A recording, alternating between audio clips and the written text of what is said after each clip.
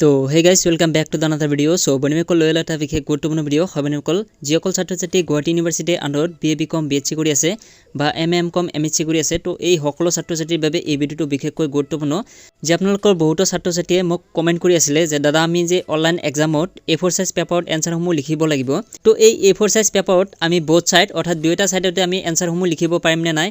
আৰু লগতে আমি কোনটো কালাৰৰ কলমেৰে লিখিব লাগিব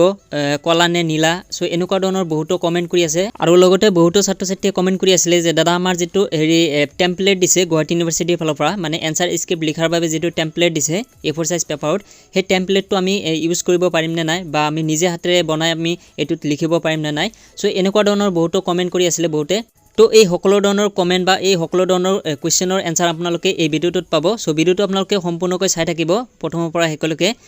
তো আহক আজি ভিডিওটো আমি আৰম্ভ কৰো কিন্তু ভিডিওটো আৰম্ভ কৰাৰ আগতে যদি এই ভিডিওটো এতিয়ালৈকে লাইক কৰা নাই প্লিজ লাইক কৰি দিব আৰু আমাৰ মিষ্টাৰ সখম ইউটিউব চেনেলটো যদি এতিয়ালৈকে সাবস্ক্ৰাইব কৰা নাই প্লিজ সাবস্ক্ৰাইব কৰিব আৰু লগতে এই ভিডিওটো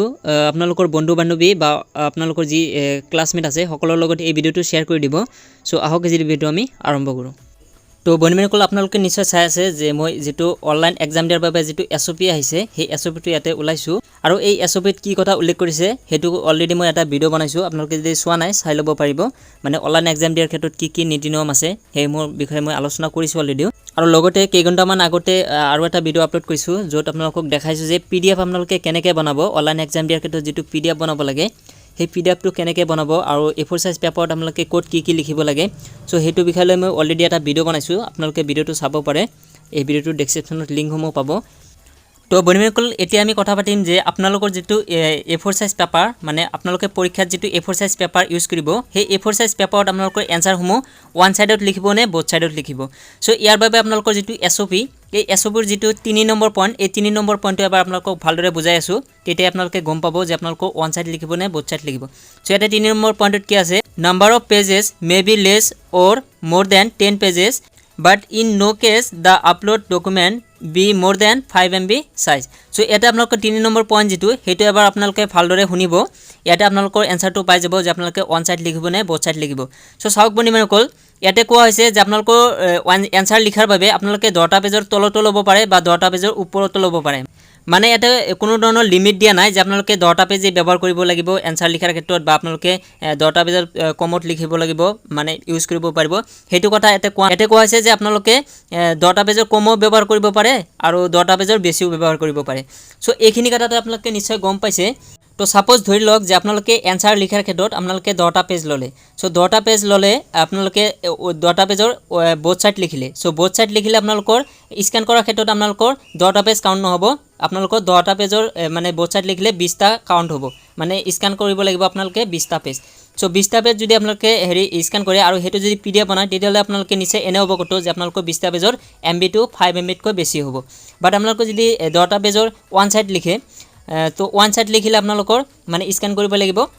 10টা পেজ সো 10টা পেজ যদি স্ক্যান কৰি এটা পিডিএফ বনায় তেতিয়ালে আপোনালোকে নিশ্চয় আপোনালোকৰ 5 MB তকৈ কমে হ'ব সো এনেকুৱা কথা আপোনালোকে যদি 10টা পেজ ইউজ কৰে আপোনালোকে বোথ সাইডও ইউজ কৰিব পাৰিব বা আপোনালোকে ওয়ান সাইডও ইউজ কৰিব পাৰিব ইয়াত আপোনালোকৰ কোনো ধৰণৰ লিমিট দিয়া নাই বা আপোনালোকৰ কোনো ধৰণৰ ৰেষ্ট্ৰিকশন দিয়া নাই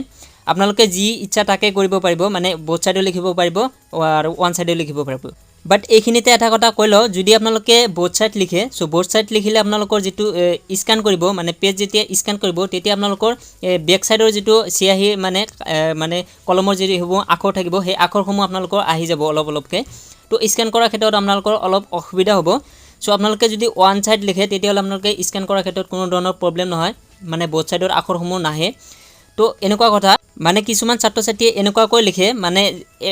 সাপোজ এবাৰ এক সাইডত লিখিছে মানে এটা সাইডত লিখিছে কিন্তু পিছফালৰ পৰা মানে হেতু আখৰ চাব পাৰি যে হি কি লিখিছে সো তেনেকুৱা যদি আপোনালোকে লিখে তেতিয়াহলে আপোনালোকৰ স্ক্যান কৰাৰ ক্ষেত্ৰত যদি বোথ সাইড স্ক্যান কৰে বা বোথ সাইডত আপোনালোকে লিখে তেতিয়াহলে আপোনালোকৰ প্ৰবলেম হ'ব আৰু যেহেতু ইয়াতে কোৱা নাই যে আপোনালোকে 10টা পেজ ইউজ কৰিব লাগিব আপোনালোকে যিমান পাৰে হিমানে ইউজ কৰক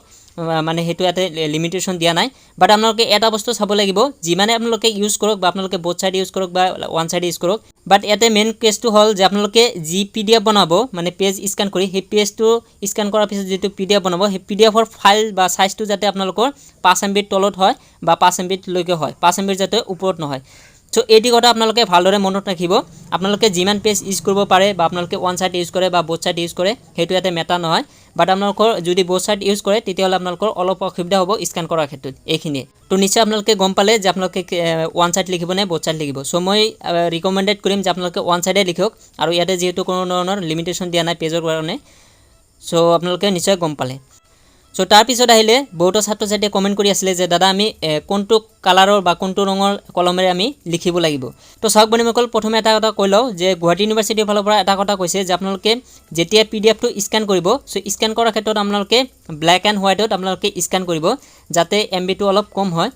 সো হেতু কথাটো আপোনালোকে নিশ্চয় গমে পাইছে আপোনালোকক আগতে ভিডিও বনাই কৈছিল আপোনালোকে পিডিএফ টো ব্ল্যাক এণ্ড হোৱাইটত স্ক্যান কৰিব সো যদি আপোনালোকে ৰঙা কালাৰৰ কলমেৰে লিখে তথাপি আপোনালোকৰ স্ক্যান কৰাৰ পিছত আপোনালোকৰ ব্ল্যাক এণ্ড হোৱাইটে আহিব সো ইয়াত আপোনালোকে নিশ্চয় এইটো কথাতে গম পাব যে আপোনালোকে কোনটো কলম ইউজ কৰিব লাগিব সো আপোনালোকে কলা কলম বা আপোনালোকে নীলা কলম দুটাৰ এটা যিকোনো এটা ইউজ কৰিব পাৰে যেটো আপোনালোকে স্ক্যান কৰি দিব মানে জেৰক্স হৈ যাব বস্তুটো সো তাত কোনো ধৰণৰ কালাৰ গম নাপাব হিয়তে আৰু তাত কিন্তু আপোনালোকে ডিটিপি নকৰিব যে ডিটিপি কৰি দিম হেতু নহব আপোনালোকে নিজে হাতে লিখি হেতু স্ক্যান কৰি দিব লাগিব সো স্ক্যান কৰাৰ পিছত তাতে আপোনালোকৰ কোনো ধৰণৰ কালাৰ নাথাকে ব্ল্যাক থাকিল না নীলা থাকিল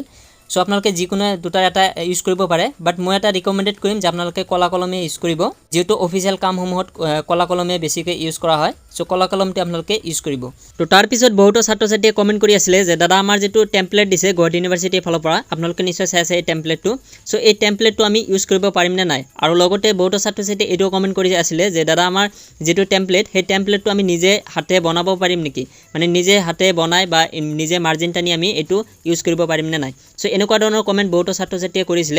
তো চাওক বন্ধুসকল যেটো এসপি আছিল তো এসপিত মই অলৰেডি আলোচনা কৰিছো আৰু এসপিত গুৱাহাটী ইউনিভাৰ্চিটিৰ ফালৰ পৰা অলৰেডি মানে মেনশন কৰিছে যে আপোনালোকে এই টেমপ্লেটটো প্ৰিন্ট আউট কৰি ইউজ কৰিব পাৰিব এক্সাম দিয়াৰ ক্ষেত্ৰত তাত কোনো ধৰণৰ প্ৰবলেম নাই বাট আপোনালোকে যেতিয়া প্ৰিন্ট আউট কৰিব তো সেই প্ৰিন্ট আউট কৰাৰ সময়ত আপোনালোকে এতে চাওক যে কিবা কিবি লিখা আছে ইয়াতে সো এইসমূহ আপোনালোকে ইৰেজ কৰি আপোনালোকে এটো ইউজ কৰিব পাৰিব তো এইসমূহ ইৰেজ কৰাৰ পিছত আপোনালোকে ব্যৱহাৰ কৰিব নো প্ৰবলেম আৰু লগতে যিসকল ছাত্ৰ ছাত্ৰীয়ে মানে কমেন্ট কৰিছিল যে আমি নিজে মাৰ্জিন টানি বা নিজে আমি এটো বাকচ বনাই আমি ইউজ কৰিব পাৰিম নে নাই সো এটো আপোনালোকৰ পাৰিব কোনো ধৰণৰ বাধা নাই আপোনালোকে ইয়াতে নিজে আস্থানি আপোনালোকে এটো ইউজ কৰিব পাৰিব আৰু মই জানো ইয়াৰ পিছত বহুতো ছাত্ৰ ছাত্ৰীয়ে মানে কমেন্ট কৰিব যে দাদা আমি এটো মাৰ্জিন যে টানিম নিজে হাতে যে বাকচ বনাম এটো আমি কোনটো কলমেৰে মানে মাৰ্জিন টানিব লাগিব মানে পেন্সিলেৰে টানিম নে বল পেনেৰে মানে মাৰ্জিন টু বনাম সো এনেকুৱা ধৰণৰ বহুতো ছাত্ৰ ছাত্ৰীয়ে কমেন্ট কৰিব তো হেইভাবে মই এতিয়াই কৈ দিছো যে আপোনালোকে ইয়াতে কোনো ধৰণৰ কলমৰ হেৰি নাই আপোনালোকে যিকোনো কলমেৰে আপোনালোকে এতে মাৰ্জিন বা আপোনালোকে আস্থানিবল ল'ব পাৰিব মানে এটো হেৰি বাকচ বনাই আপোনালোকে লিখিব পাৰিব কোনো ধৰণৰ প্ৰবলেম নহয় সো আপোনালোকৰ যেটো ইচ্ছা হেতু আপোনালোকে কৰিব পাৰে আৰু যদি আপোনালোকে এই যেটো প্ৰিন্ট আউট হে প্ৰিন্ট আউট যদি কৰি লয় তেতিয়াহলে আপোনালোকে প্ৰথমে ইৰেজ কৰিব আৰু আপোনালোকে প্ৰিন্ট আউট কৰি লোৱাটো বেছি ভাল কিয়নো আপোনালোকৰ টাইম ওয়েষ্ট নহব আৰু আপোনালোকে এই প্ৰিন্ট আউট বা আপোনালোকে যেটো মাৰ্জিন টানিব নিজে হাতে যেসমূহ ছাত্ৰ ছাত্ৰীয়ে মানে এটো মাৰ্জিনটো টানিব সো হেকল ছাত্ৰ ছাত্ৰীক কৈছো যে আপোনালোকে এইসমূহ কাম আগতে কৰি থব মানে আপোনালোকৰ এক্সামৰ আগতে এইসমূহ কাম কৰি থব মানে এই মাৰ্জিন টনা লগতে আপোনালোকৰ যেটো প্ৰিন্ট আউট যদি কোনোবাই প্ৰিন্ট কৰে প্ৰিন্ট আউটটো আপোনালোকে আগতে কৰি থব এক্সামৰ দিনা এইসমূহ নকৰিব হেদিনা আৰু টাইম নাপাব নহলে আৰু বৰ্তমান লকডাউন যেটো সো দোকান বন্ধ থাকিব পাৰে হেতু বহুত প্ৰবলেম হ'ব তেতিয়া সো আপোনালোকে এইসমূহ কাম আগতে কৰি থব আৰু লগতে আপোনালোকৰ যিদিনা এক্সাম হ'ব সেই এক্সামৰ আগৰ দিনা আপোনালোকে ৰোল নাম্বাৰ তাৰ পিছত আপোনালোকৰ যি ৰেজিষ্ট্ৰেচন নম্বৰ মানে আপোনালোকক অলৰেডি ভিডিও বনাই কৈছো যে আপোনালোকে কেনেকৈ পিডিএফ বনাব সো হেতু ভিডিওত মই দেখাইছো যে আপোনালোকে A4 সাইজ পেপাৰত কি লিখিব লাগিব সো হে লিখাৰ কামসমূহ আপোনালোকে আগতে কৰি থব মানে এক্সামৰ দিনা হেসমূহ ভেজাল নকৰিব মানে এক্সামৰ দিনা জাস্ট আপোনালোকে লিখিব এনসাৰসমূহ আৰু লগতে আপোনালোকে নিশ্চয় কমেন্টৰ যি এনসাৰ বা আপোনালোকৰ যি কোৱেশ্চন কৰিছিলে হেসমূহ এনসাৰ আপোনালোকে নিশ্চয় পালে সো আশা কৰো আপোনালোকৰ এতিয়া কোনো ধৰণৰ ডাউট নাই আৰু যদি কিবা ডাউট থাকে আপোনালোকে কমেন্টত কলে মই গোটেই কমেন্টৰ ৰিপ্লাই দিও সো আপোনালোকে কমেন্টটো কৰিব পাৰে মানে কিবা কোৱেশ্চন বা কিবা ডাউট থাকিলে আপোনালোকে প্ৰশ্ন কৰিব পাৰে বা সুধিব পাৰে সো এই আছিল ভিডিওটো সো আশা কৰো ভিডিওটো ভাল লাগিছে যদি ভিডিওটো ভাল লাগিছে প্লিজ লাইক কৰি দিব মিষ্টাৰ axom ইউটিউব চেনেলত নতুন হলে প্লিজ সাবস্ক্ৰাইব কৰিব তো বন্ধুসকল আজিলৈকে মানে বাই জয় axom